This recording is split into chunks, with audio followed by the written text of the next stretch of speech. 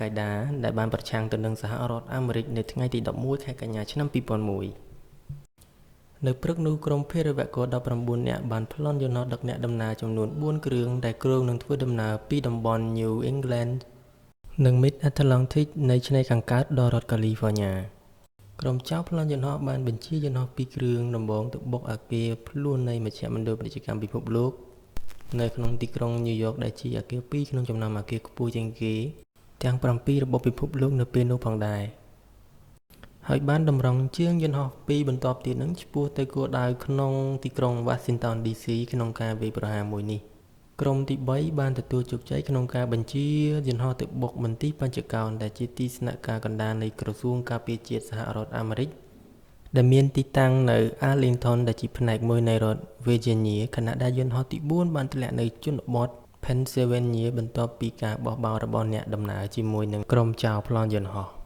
នៅក្នុងការវាយប្រហារមួយនេះបានសម្លាប់មនុស្សជិត 3000 នាក់និងជំរុញឲ្យមានសង្គ្រាមពិភពលោកជាច្រើនទសវត្សរ៍ស្ដីអំពីភេរវកម្មពិភពលោកមួយនេះជើងហោះហើរដំបូងរបស់ American Airlines Flight 11បានហោះទៅបុកខាងជើងនៃអគារ World Trade Center នៅក្នុងតំបន់ Lower Manhattan នៅម៉ោង 8:46 នាទីព្រឹក16នាទីក្រោយមកនៅម៉ោង 9:03 នាទីអគារភាគខាងត្បូងរបស់មជ្ឈមណ្ឌលពាណិជ្ជកម្មពិភពលោកត្រូវបានបុកដោយយន្តហោះ United Airlines លេខ175អគារខ្ពស់ៗ110ជាន់ទាំងពីរត្រូវបានដួលរលំក្នុងរយៈពេល1ម៉ោងនិង41នាទីជើងហោះហើរទី3 American Airlines Flight 77បានហោះទៅបុកមន្ទីរប៉ុងតាហ្គោននៅម៉ោង 9:37 នាទី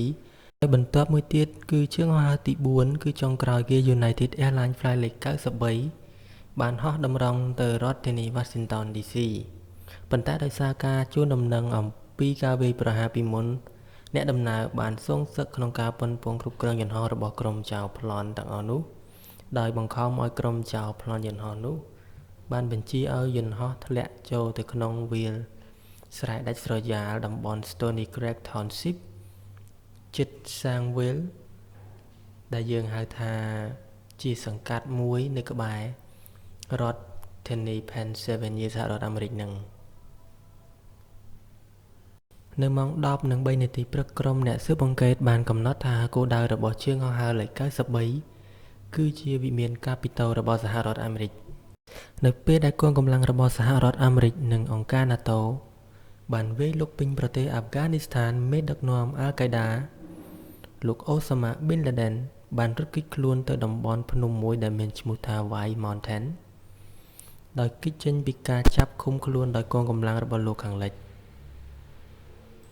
នៅខែវិច្ឆិកាឆ្នាំ2001កងកម្លាំងសហរដ្ឋអាមេរិកបានទាញយកខ្សែអាត់វីដេអូពីផ្ទះដែលត្រូវបានបំផ្លិចបំផ្លាញចោលនៅទីក្រុង Jalalabad ប្រទេសអាហ្វហ្គានីស្ថានដែលក្នុងវីដេអូគេឃើញលោក Bin Laden កំពុងនិយាយជាមួយលោក Khalid al-Habbi ហើយទទួលស្គាល់ការដឹងមុនអំពីការវាយប្រហារមួយនេះមិនយូរប៉ុន្មានមុនការបោះឆ្នោតប្រធានាធិបតីសហរដ្ឋអាមេរិកនៅឆ្នាំ2004លោក Bin Laden បានប្រើសេចក្តីថ្លែងការណ៍បិទភ្ជាប់មួយដើម្បីទទួលស្គាល់ជាសាធារណៈនៅការចូលរួមរបស់ក្រុមអាល់កៃដាក្នុងការវាយប្រហារទៅលើសហរដ្ឋអាមេរិក Bin Laden បាននិយាយថាគាត់បានដឹកនាំក្រុមភេរវករដោយផ្ទាល់ឲ្យវាយប្រហារទៅលើមជ្ឈមណ្ឌលពាណិជ្ជកម្មពិភពលោកនិងមន្ទីរបញ្ចកោណវីដេអូមួយដែលទទួលបានដោយ Al Jazeera នៅក្នុងខែកញ្ញាឆ្នាំ2006បង្ហាញថា Bin Laden ជាមួយនឹងផែនការវាយប្រហារគឺលោក Ramzi bin Asif ក៏ដូចជាក្រុមចៅប្លន់2នាក់ទៀតគឺ Hamza al-Ghamdi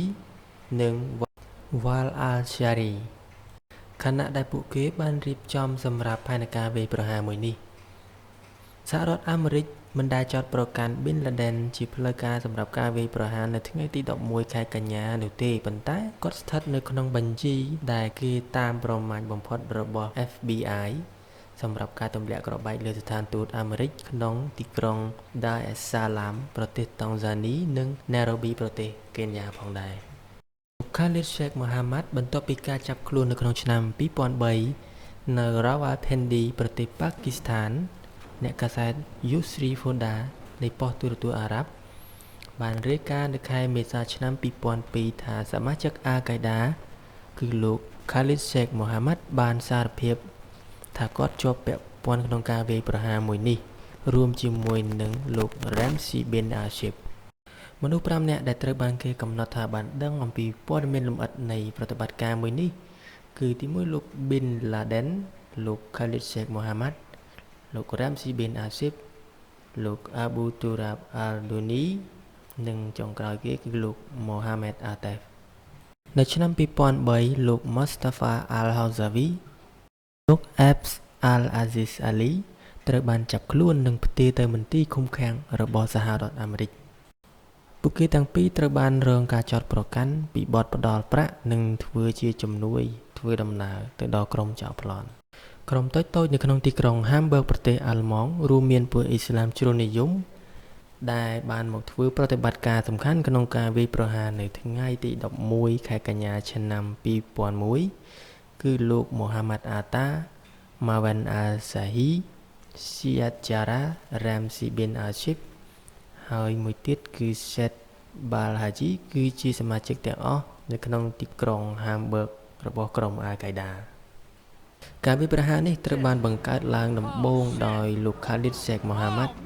ដែលបានបង្ហាញជាគំនិតដំបូងទៅដល់លោក Osama bin Laden នៅក្នុងឆ្នាំ1996នៅពេលនោះដែរលោក Bin Laden និងក្រុម Al-Qaeda គឺស្ថិតនៅក្នុងដំណាក់កាលនៃការផ្លាស់ប្ដូរ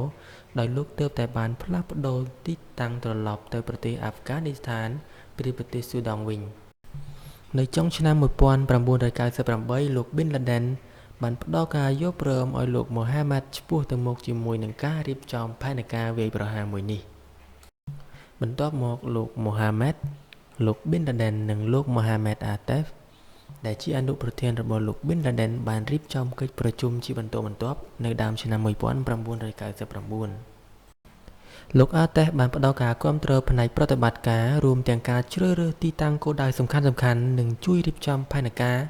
ក្នុងការធ្វើដំណើរសម្រាប់អ្នកប្លន់យន្តហោះលោក Bin Laden បានជ្រើសរើសលោក Nawaz al-Hami និងលោក Khalid al-Midha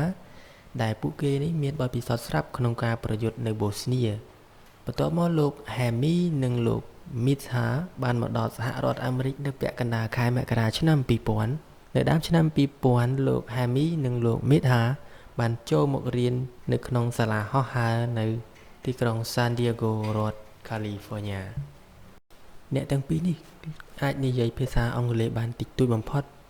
ហើយបន្ទាប់មកពួកគេអនុវត្តមិនបានល្អនៅក្នុងមេរៀនហោះហើរនេះ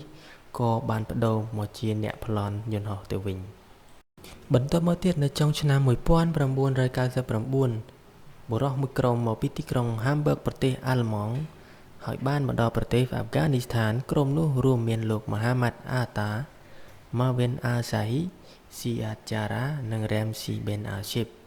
លោក Bin Laden បានជ្រើសរើសបុរសទាំងនេះសម្រាប់ការវាយប្រហារដោយសារតែពួកគេទទួលបានការអប់រំអាចនិយាយភាសាអង់គ្លេសបាននិងមានបទពិសោធន៍រស់នៅក្នុងប្រទេសលោកខាងលិចអ្នកជ្រើសរើសថ្មីត្រូវបានពិនិត្យជាប្រចាំសម្រាប់ជំនាញពិសេសហើយជាលទ្ធផលមេដឹកនាំ Al-Qaeda បានរកឃើញលោក Hani Hanju ដែលមានអាជ្ញាប័ណ្ណក្នុងការបើកបរយន្តហោះរួចស្រាប់ទៅហើយលោក Hanju បានមកដល់ទីក្រុង San Diego នៅថ្ងៃទី8ខែធ្នូឆ្នាំ2000ដោយចូលរួមជាមួយនឹងលោក Hami មិនយូរប៉ុន្មានពួកគេក៏បានចាក់ចេញទៅកាន់រដ្ឋ Arizona ដែលជាកន្លែងដែលលោក Hanju បានធ្វើការហ្វឹកហាត់បន្ថែមលោក Marwan al-Sahi បានមកដល់ចុងខែឧសភាឆ្នាំ2000ខណៈដែលលោក Atta បានមកដល់ថ្ងៃទី3ខែមិថុនាឆ្នាំ2000និងចុងក្រោយគេគឺលោក Siad Jarrah បានមកដល់នៅថ្ងៃទី27ខែមិថុនាឆ្នាំ2000លោក Bin Ashib បានស្នើសុំទិដ្ឋាការជាច្រើនដងទៅសហរដ្ឋអាមេរិកប៉ុន្តែលោកត្រូវបានច្រានចោលដោយសារលោកជាជនជាតិយេម៉ែនមួយទៀតគឺដោយសារបារម្ភថាគាត់នឹងអាចស្នាក់នៅលើទិដ្ឋាការរបស់គាត់ Bin Ashib បានស្នាក់នៅក្នុងទីក្រុង Hamburg ដោយផ្ដល់ការសម្របសម្រួលរវាង Atta និង Mohammed ដោយអ្នកទាំង3នាក់បានធ្វើការហ្វឹកហាត់ក្នុងការបើកបរយន្តហោះនៅឯភាគខាងត្បូងនៃរដ្ឋ Florida នៅសាលាបង្រៀនបើកបរយន្តហោះ Hoffman នៅឆ្នាំ2001ក្រុមចៅប្លន់យន្តហោះជាបន្តបន្ទាប់បានចាប់ផ្ដើមមកដល់សហរដ្ឋអាមេរិកនៅខែកក្កដាឆ្នាំ2001លោក Atta បានជួបជាមួយនឹង Bin Ashib នៅតារ៉ាហ្គូណាតំបន់កាតាឡូនីប្រទេសអេស្ប៉ាញដែលជាកន្លែងដែលពួកគេបានសម្របសម្រួលព័ត៌មានលម្អិតរួមទាំងការជ្រើសរើសគោលដៅចុងក្រោយលោក Bin Asif ក៏បានឆ្លងកាត់ការចង់បានរបស់លោក Bin Laden ផងដែរសម្រាប់ការវាយប្រហារមួយនេះឲ្យបានឆាប់តាមដែលអាចធ្វើទៅបានដោយឡែកមានទ្រឹស្ដីមួយចំនួនទៀតបាននិយាយថាថ្ងៃទី11ខែកញ្ញាឆ្នាំ2001គឺជាថ្ងៃដែលបានជ្រើសរើសដោយក្រុមចៅប្លន់ព្រោះថាថ្ងៃនេះគឺជាការបរិច្ឆេទនៃការវាយប្រហារដោយសារតែវាស្រដៀងទៅនឹងលេខ911ដែលជាលេខទូរស័ព្ទប្រើសម្រាប់រាយការណ៍ភាពអាសន្ននៅប្រទេសអាមេរិកផងដែរបន្តមកទៀតយើងក៏ឈានទៅដល់ការស៊ើបការណ៍សម្ងាត់នៅថ្ងៃទី11ខែកញ្ញាមុនពេលឈានដល់ការវាយប្រហារនៅចុងឆ្នាំ1999សហការីរបស់ក្រុមអាល់កាយដាគឺលោក Walid bin Athas ឬក៏គេស្គាល់ថាជាលោក Khalid នឹងបានតាក់ទងទៅលោក Mitha ដោយប្រាប់គាត់ឲ្យទៅជួបនៅក្នុងទីក្រុងកូឡាឡាំពូរបស់ប្រទេសម៉ាឡេស៊ីលោក Hami និង Abu Bara al-Yamani ក៏បានទៅចូលរួមផងដែរបន្ទាប់មកទៀតទីភ្នាក់ងារសន្តិសុខជាតិរបស់សហរដ្ឋអាមេរិកនឹងបានស្ទាក់ចាប់ការហៅទូរស័ព្ទដែលលើកឡើងអំពីជំនួបរបស់លោក Mitha និងលោក Nawaz ដែលយើងស្គាល់ថាជាលោក Hami នឹងខណៈដែលពួកគេអាចសង្ស័យថាអ្វីមួយដែលមិនសមរម្យអាចនឹងកើតមានឡើងចំពោះសហរដ្ឋអាមេរិកហើយវគ្គបន្ទាប់នេះគឺខ្ញុំនិយាយអំពីការវាយប្រហារដែលកើតមានឡើងរបស់ផ្លូវយន្តហោះហោះហើរទាំង4គ្រឿងនឹងឯងនៅព្រឹកព្រលឹមថ្ងៃទី11ខែកញ្ញាឆ្នាំ2001ចៅប្លន់យន្តហោះចំនួន19នាក់បានគ្រប់គ្រងយន្តហោះដឹកអ្នកដំណើរចំនួន